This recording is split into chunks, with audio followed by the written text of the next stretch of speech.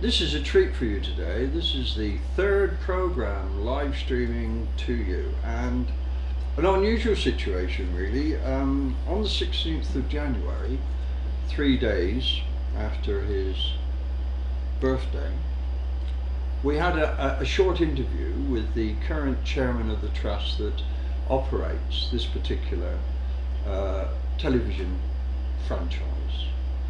And we had quite a long discussion, and we got sort of nearly up to 1945. Bear in mind that this individual was born in 1926, quite a while ago. Now, what's happened in the interim period, he's gone home and his memory banks have gone clickety-click, clickety-click. So we're going to discuss on what life was like to be a child, a schoolboy, a later schoolboy, the immediate impacts of running into the Second World War. So I'd like to introduce to young Eric.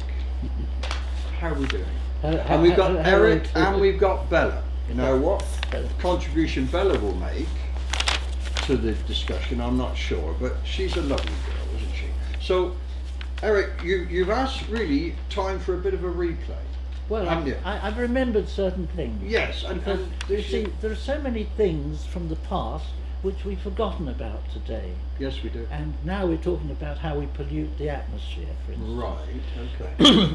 Excuse me, I've got a frog in my throat. Well, you're showing what impact it can have on. Well, this is right, but you see, the whole thing is we don't realise how much pollution there was before the Second World War. Now, every chimney that you saw on the houses, that you see today on the houses, yes, which are completely superfluous most of them now, they were all belching forth smoke. You had all the power, all the electricity, the power stations, yes, they were all belching forth smoke. So it was really a coal economy. Oh, it was a coal economy, right. Yeah. And you see, the whole thing was that we don't remember the amount of dirt that was generated. Huge. Now, you used to have in those days London fogs. Now, everybody remembers the London fog. Yes. We don't have them anymore, I'm pleased to say. But I can remember when you could go out in a London fog, right, and if you put your hand up like that in front of your face, you couldn't see it. Now, can you imagine that? I do find that coming from Devon, clean air, clean well, water. that's right. But you see, you couldn't see it. That was the extent of the pollution. Right. Now, in the morning, you'd wake up and you'd find, although you cleaned your fingernails before you went to bed, oh, right, when you woke up, you had dirty black fingernails. And this was because there was so much soot and dirt in the air, yes, collected on you, and your general movement, you collected it, so you had dirty fingernails. Amazing. If you cleaned the house before in the evening, in the morning you'd find a thin layer of dust. This is London I'm speaking about. Yes. You'd find a thin layer of dust everywhere in the morning. Right. It's quite incredible. We don't realise, the extent of the pollution there was in those days. All the London buildings were black. Yes. I can't believe it. You look into London now, beautiful they white are buildings, glorious, yes, and they stay that way. But in those days, it was completely black. And when you saw those black buildings, and they used to periodically clean them, and within 9 months they were black again. Now they're cleaned and they stay clean. So we don't realise the filth that there was about in those days, and yet today it's all clear. But what I remember, and I'm slightly younger than you. A lot younger. I've got sons your age. Okay, so I'm younger than You're a youngster. All right, I'm not 18 old. Was one of my great treats as a teenager was to go on the Rover tickets. Yes. But they were all steam trains. Oh yes. And running on Brunel's wonderful railway in the Yes, southwest, yes, of course, yes. a lot of it is in tunnels. Yes. So at the end of that, unless you jumped in the sea and sort of wash yourself off, you'd have the old soot and whatever. Yeah, now you and, see, and so the railways contributed a huge amount, and the stations. And there again, you've reminded me. If you were on a train, a steam train, and you saw a tunnel coming up, you immediately shut the window. Because if you didn't shut the window, you didn't just get black smoke in, you got all the little bits and pieces and what's and showed all over your face and all over the place. So you always, same moment you enter the tunnel, up went the windows, so you shut it. People have forgotten the filth and the dirt that there was about in those days. Yeah, we're a much cleaner nation. Oh well, it's unbelievably so. Yes, it is. But I mean, the public realm now and one would assume the Clean Air Acts and all those sort of things. I mean, that's what happened to you living in an urban environment. So one would assume you were living in this from a youngish age. Well, I was in London. But your own right from- transport was, I Oh, understand, well, a I used to bicycle. walk. No, well, I got to that, but when I won my free place or scholarship Yes. to Clapham College, Mm. I used to walk to school because I couldn't afford public transport. Right. The privileged children had bus passes or tram passes or whatever they were. Right. But the poverty-stricken ones had to walk. Absolutely. And I used to walk these miles to school from South London, Tooting Bec to Clapham, where That's the a Clapham tidy College was. tidy step. It's two underground stations apart. Yes. And I used to walk that there in the morning, back at night. But going up one of the hills leading to Clapham, there was a magic shop. So Oh, I right. used to look in the window there, Yeah. and I loved the idea of this magic. So not being able to afford to go into the magic shop, I went to the library and got magic books, and excuse me, I learned to magic act, from the books, Oh, right. which I did. This is one of my many memories that came back. And of course, I worked up a little magic act. This was the age of about 10 or 11. So were you doing this at school for the family, or Doing it for anybody who would look at it. Really? And So what you're it- quite precocious. Then, Oh, is it? quite precocious, absolutely. right. Still am. I find that hard to believe. You Right. can't. Crack on. But I did this act. My father, being in the musical business, Yes. he knew everybody, and there was a variety theatre. There used to be where there was cinemas everywhere. There were- In those days, there were yes. variety theatres as well. Yes. And the leader of the orchestra, they all had their own orchestras. Mm. Leading of the orchestra, who was this local one, came to see my father. I did my magic act for him, and he Uh-huh. was so impressed he gave me his silver-mounted baton, conducting Oh, baton, right. to use as a magic wand. Oh, that was And your I way. used that for many years, and I'm pleased to say my son, one of my many sons, who's in Blackpool, Nicholas, he now does a magic act and Does a he really? fire-eating act based on what I used to do, Right. and I presented it to him, so that magic baton It's gone on is and on gone and and on and is still in use. So it could well continue ad infinitum well, within the we family. hope so. It's, I think that's. but we don't realise the poverty that there was in those days. I recall. I think poverty is relative. I mean, it's perhaps not fair to say, but if a wide community, and I lived in a village in Devon, Yes. undoubtedly the statisticians would have said that most of the folk in my village were below the whatever line. Yeah. But because everybody was, you got on with it, Yeah, didn't you? yeah. You made the best of the ration that was available. You walked. You certainly did that. I mean, there Yeah. were buses, but Yeah. we had to walk to primary Yeah. school from the age of nothing, and we did. What year were you talking about? It I- wasn't, I'm- it wasn't I'm- before the war. Yeah, I'm post-war. You're post-war, but, yeah. but I'm talking of the 50s, Yes. early 50s Yes, onwards. yes. We walked, Yes, oh, absolutely. and when it really, was throwing it down, then we might be persuaded to trade in a bus fare for a palm toffee, which we used to treat ourselves Yeah. either going or coming back, and it was a 3-mile walk. But you see, before the war, the poverty was far worse than it was after the war, strangely enough. And you see, I recall that I had a bicycle, which I bought at a great amount of effort. I think I can't remember what I paid for it.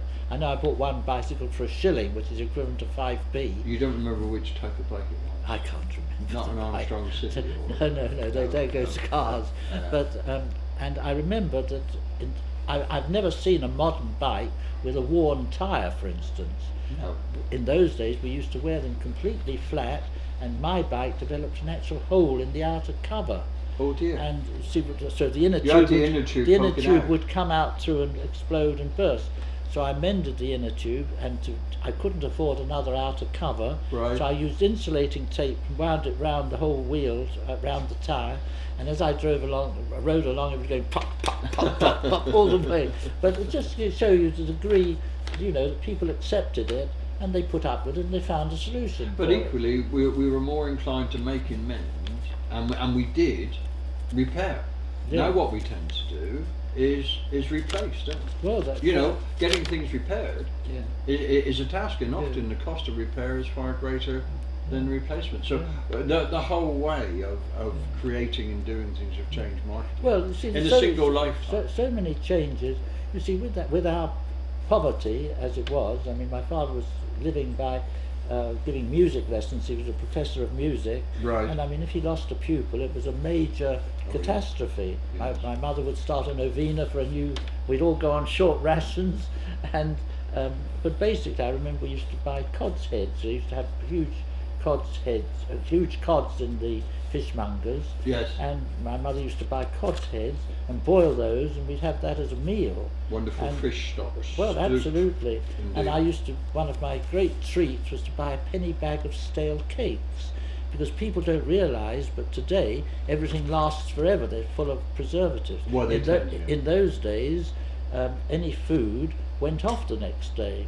We forget that milk, for instance, used to be delivered in glass bottles Yeah. every day. Yeah. They used to collect the empty glass bottles They did. when they delivered. Mm. The milk was individually from the cows virtually, Yeah. because the milk always had a layer of cream at the top, which you used to pour off to use on your fruit and what Yes, have you you. did. Yeah. Marvellous, you know. And if you didn't use it that day, it was sour the next day. But they You used can to go, make you that, can, didn't they? you Wow. can go and buy milk today, Mm. and it is still as good as it was in a week's time. But that we have virtually every home has refrigeration plus deep Well, freeze. there was no I mean, you didn't have any of that. There was no refrigeration at all in those days, and no preservatives. It's the preservatives, not the fridges, which keep things today. Mm. It's the preservatives in the food, Mm. but in those days there was very little pre-packaged food. So if you went to get a pound of butter, you didn't get it wrapped up in a nice little package. They used to have a great big round, Slab, yeah. not a slab, it used to be a tub of butter round. Right. It always used to be round for some reason or other. And they'd weigh off, you know, but they had the big wooden butter pats. They'd cut Ah. it out, and they'd weigh you off your half pound or pound, whatever you wanted. How did Same they- with flour, sugar, all these How did things. they sell cheese then? Cheese the same way. They used to cut it off and weigh it. When I and was a that's child, it. I remember there was a massive craft. It was cheddar cheese. It was Yeah. it was a really big Yeah, block, yeah. like a sort of one of those big cement jobs. Yes. And they used to slice that. That's right, And you- then wrap it. Yeah. But the choice of cheese was quite limited in our village. I Well, mean, it was. when you look at the unbelievable range of stuff Yeah. that we now have available, Yeah. we're just spoilt for choice, aren't we? We don't know where we're born. we don't know how well off we are. No, but, we don't, But there we was don't. a lot of benefit of it, because if, for argument's sake, I was in London, Mm. every little sort of 2 or 3 streets, they'd have a row of 4 or 5 shops. There'd always be a butcher's shop, there'd be a fishmonger's shop, there'd be a grocer's shop, there'd be a hardware shop, and each sold the specific things for that little area. Yes, it And is. we lose a lot of by our big supermarkets, although they've got a lot of benefits They too. have. This is the I thing. mean, what those shops tended to do was, to a degree, keep an eye on what was happening. They were the exchange of information. You could call it gossip. Well, but that's right. you wouldn't get the situation where Mr. Jones was found 13 weeks later by a council worker Well, calling that's right. who died 13 weeks Well, before. this is So, right. I mean, the community actually Yeah. sort of looked after itself to a far greater degree, And if you recall, they knew each other. if you recall the streets, for instance, now you Mm. go into any London street, cars parked up all up either side. In those days, there were no cars. There was the odd car, 1 or 2 cars on a street, but the milkman used to come with a horse. They were all horse-drawn Oh, roads, right. and the milkman would come down the road. The horse would know where to stop by every house practically, Yeah. and of course there were no cars to block the way. No. And it was quite a different atmosphere and a different feeling. So you actually had a home delivery for milk? Everybody had, not just us, everybody had. Yeah. The milkman delivered to every house every day and collected the empty milk bottles. Yeah. Because if you didn't, you used to go to the The only way to dairy. keep it there. I mean, a German friend of mine who came to live here, the 2 things she was very impressed about were milk being delivered Yes. and pavements Well, this is in after. the countryside. She found that amazing. This is after the war. Mm. Before the war, of course, it was even worse than that, Yeah. because the milk, as I say, but there's so many things were different. Today, we think nothing of the televisions and radios and No. all sorts of facilities. Well, in those days, everything was done by radio, and I recall a radio was a very prized possession, and normally the head of the house was a man who monopolised it, and the batteries, and they were powered. Now we just plug into the mains. Yes, indeed. You've got to remember, before the war, there weren't any of these wall sockets. people used to plug things into the light. Yes, They used to with have a those light- multi-adapters. with the multi-adapters, Yes. and I remember the cartoon, Lethal. cartoon which showed you sort of one adapter. No, first started off with one light, then an adapter with two lights, and something else plugged in, and it went on great, and then darkness, complete black, And eventually everything put went the out. ceiling down. But you see, I had a crystal set. Now, how many people even know what a crystal set was? I'm sure a lot of these folk will, because Well- I mean, a lot of those, the crystal was the part of the route to today's computer and the rest of it. The actual junction is the key part of a transistor. But you see, the crystal in those days, Mm. we used to have a long aerial. I had an aerial which Yes. went the whole length of our back garden, Wow. and that came through into my room where I had this little crystal set. Yeah. I had a wire going down into the earth. Yes. I didn't discover that you could just put it round any pipe. I put it to go Earth. down to earth, Right. and I used to move the little wire against the crystal. That's the way you tuned it, Yeah. and if you were lucky, you got a good position, Yeah. and you heard the station. But there was no battery or power of any sort. No. People don't realise that. But in my day, So what before sort the of- war, the crystal set was, of course, considered old-fashioned, Mm. and of course they were all onto the modern wireless sets, which I was just describing, where you had to take the accumulator to be charged Absolutely, every yeah. week, and of course it was such a big difference. But I think the radio set made it a family event. I mean, the downside of the crystal set was earphones. Well, that's right. So it was a very solitary, you Yeah. know, sitting in the midst of the family, Yeah. just listen. I mean, we do it now, don't we, sadly? Oh, yes, You know, yeah. people are in a group but not of a group because Yes. they're for whatever. But when you were on the crystal set, Yeah. what stations could you get? Well, you only get the Where? BBC. That was really you- the only you- station you could get. So you weren't picking any continental Oh stations? no! All you picked up was the BBC, Oh, right. and they'd reached the point. I can't remember how many hours a day they were broadcasting. When they started originally, Out of they Chelmsford. used to do 1 hour a day, and Oh, they right. used to read out because they were experimenting, Mm. obviously, and they used to read out the train timetable.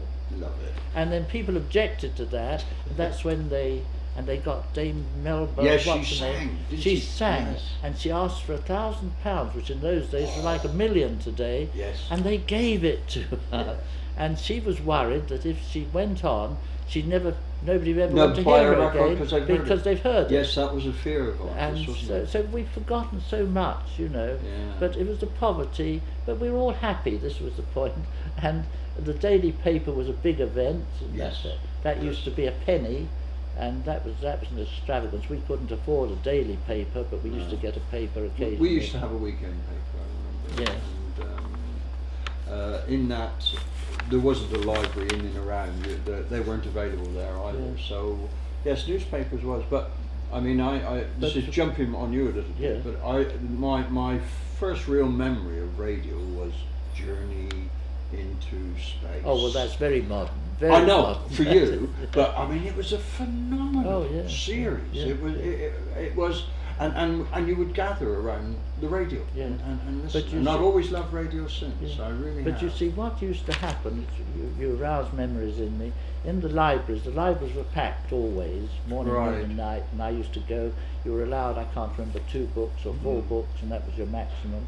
But in every library there were these slanting boards which had all the daily papers on. That's right. So everybody, to read the daily paper, they used to go to the library and walk along to turn the sheets and read the paper Yeah. on the board. You know, Yeah. we've forgotten all about that, unfortunately. I still do it at our library. You do? Oh, well Yes, done. I do. Well done. Well Because done. you know the Financial Times is there, the Times is there. Yeah. So for serious papers, Yeah. you know, a tip to our viewer: the library does carry some. Yeah. And it's a way of keeping yourself Yeah. informed at an affordable rate. But anyway, from that, then I was went to Mark Cross, you know, to the seminary, as a junior seminary to become. Well, I was evacuated, of course, which was another chapter.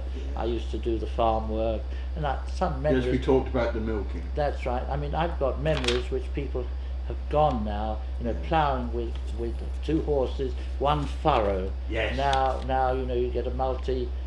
You see, The whole people thing. have forgotten that how you define an acre. Do you know how an acre is defined? It was the work that a good ploughman could do with 1 horse and a day. That's right. That's how much you could plough. So a chain and a perch. Absolutely. Right. So, and the same with mowing. You used to have a mower pulled by two horses, and you used to go round the edge, and it used to seem as though it was going on forever when you were ploughing. Yes. But basically, it used to get through it, and you'd find that you'd done a If fair we bit. look at that, Eric, and we go back, certainly in the rural economy, probably 60% of the population was actually employed in farming. It was very hands-on, very physical, and now it's what, less than 1%. I know, but So you see, other people are doing other in things. those days, if you had a 50-acre farm, you would live off it very happily. A man with a 250-acre farm, which was the one which I went on to when I was evacuated, Right. and I didn't go on it, but I used to go there to do the work. Right. He was a wealthy man, Yes. but of course they were hit by the war. Yes. Because unfortunately all the young men were called up. They weren't deferred at the beginning of the war, they were called up, Right. and so there was nobody to work them, except the owners, the farmers themselves. And then we had the land girls, didn't we? And then the land girls They were started. later, were they? In Well, the system? they all came in stages, Right. because obviously the farms had to be farmed, Indeed. so they started Indeed. the land girls, so this was a good outlet for the young women. Yeah. And but people don't realise, you see all these milking parlours now with all the machines. Oh. I didn't even know there was such a thing as a machine to milk a cow.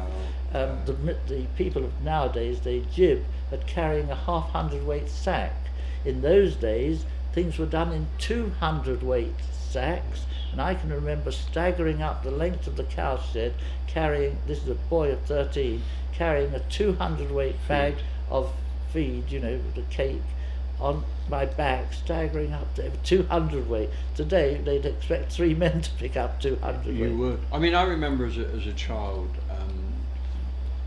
going to get a 100 weight bag of coal for neighbours. Yes. And what we did, we used to use a pram. Well, there you are. And they would bang it, but you couldn't count. You couldn't, Yeah. as a child. I mean, we were what, 11 or 12. Yeah. So, You see, but we did a lot more, didn't we? We were much. you see, it was a much more physical life. This is. You see, you don't remember before the war, but before the war, there wasn't the electricity supply. A lot of houses didn't even have electricity. They were still on gas. Yeah. But every house had a manhole or a place, and the coalman would come and he'd empty his coal down this little round thing, Yeah. and the coal would go into the cellar, and in that cellar, that's where they put in. People who could afford it would buy as much would last them through the winter. Yes. So it'd be half full. People who couldn't afford it would have Weekly 100 delivery. have a 100 weight delivery or 200 weight a week delivered down that manhole. People see it today. The cellars have all been cleaned out and they're full of shelves, and some of them are used for living accommodation. But if you'll see it everywhere, especially in London, you'll see the old holes where the coal was always delivered. So if we were taking now, and the winter or the period we've just been through, where it's Yeah. very frosty, when you went to bed at night, did you Oh. have a fire in the room? Oh, so you couldn't afford in the bedroom. There was no, Or a hot water ice. bottle or a what? hot water bottle. You always had a hot water bottle. Right.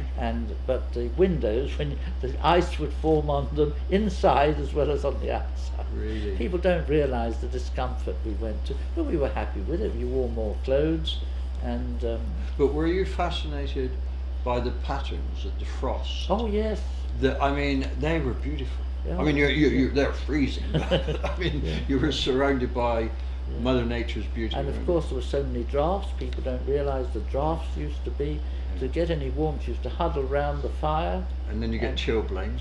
Chilblains. Freezing they at were the back terrible. and burning on the front. Terrible chilblains. That was a big Yeah. problem, the It chilblains. was.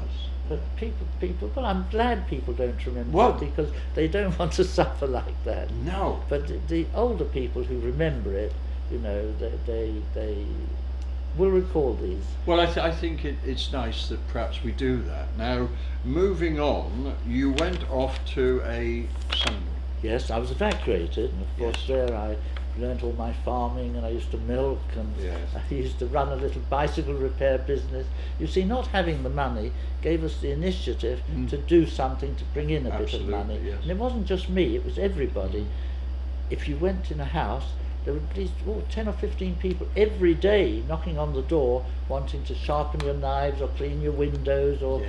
do your Or garden run your errands. run your I was errands. an errand runner, Well, there and you I are. did it all over the village. Well, so you were still getting the Yeah, little you bit Stratfords after. or, you know, That's for- right, and yes. whatever. Especially in village life in Devon. Oh yeah, That's brilliant. fascinating. Oh, it was good. It was. But it was so different.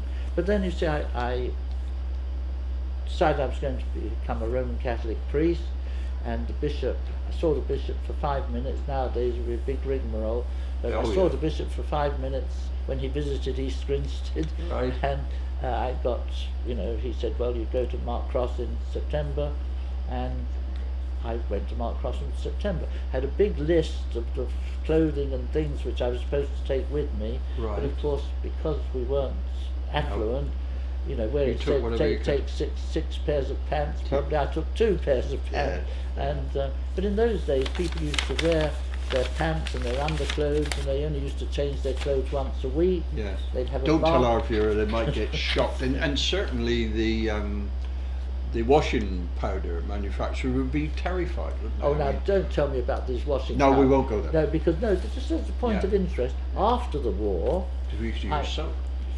After the war, I went and I met a friend, and he was livid Oh, right. because apparently he'd been offered this new process of making a powder. Oh, It was off a petroleum byproduct. Yes. He'd been offered it, and he turned it down, and somebody else had taken it out of Tide or somebody, I can't remember what it was, and they made a fortune from all over the country. But before the war, there were no washing powders. It was all soap and So washcloth. soap bars in Soap blue, bars and bags all. of blue and things vaguely, I But remember. I don't even bags of blue. It was just soap, Yeah, and that was it. yeah. And there used to be people making their own soap. And, Oh, right. we lived in a Yes. different era then. Well, I think going between you and you've spanned these eras, Eric. So, Well, we're now rapidly approaching the witching hour for the Yes. reprise of the first period, Yes. and we've got you to Mark's Cross. I've got to Mark's You've Cross. got and- to Mark's And Cross. there you see, once again, even in modern seminaries, they don't live like as we did. It was a junior seminary, but we used to be complete silence all day long. We used to have 2 or 3 half-an-hour breaks. It was the only Really? time we were allowed to talk. We were got up at the crack of dawn. We had to do an hour's meditation. I used to sleep through it. I haven't changed. And but then mass, and then we were allowed breakfast. We weren't allowed to talk during the meals. Really? At lunchtime, we had the privilege that we were read to. They had a man up in a sort of different Oh, right. Yes. different students would take their turn. I had my turn. It was the senior ones. Right. Used to read from specific books, Right. which but everybody And ate all in silence. uplifting mainly. And half an hour before that, the rector, he was a Monsignor Corbishley, a wonderful old man, Yeah. he used to talk to us all, have a special session with us. And he used to teach us etiquette. Did he? People don't even think about etiquette. Unless They- you're doing a wedding well, maybe and you're the that's best it. man, you suddenly got to learn a bit of etiquette. But he used to cover the whole lot. Did I he remember really? him telling us about if this is priests, but I mean there's a bit that's stuck in my mind. Yeah. If you kiss a lady's hand, do you know how to kiss a lady's hand correctly? No, you can experiment if you You like. don't kiss. You never touch the woman's skin. You have your thumb at the top like that, and you kiss your thumb. Ah. You kiss your own thumb. You don't kiss the hand. Oh, how disappointing. But how many people know how to correctly kiss a lady's hand? Well, I think on that. on Felixstowe TV today, for those fellas who would like to be gentlemen, you've learned how to kiss a lady's hand That's right. and do it the proper way. And that's courtesy of Eric, who we've indulged in a reprise of his first part of his life. We've got a long way to go, so we could be on this when the sun is shining, people are on the beach, and we're into August. But thank you for sharing Eric's reminiscences on his early childhood and just how tough things were before the end of the 1945 actually changed major things in so many different ways for so many other people. And I'm hoping that Eric can take us through what happened when Attlee came into power and the changes that actually came and still impact upon us today. Thank you very much.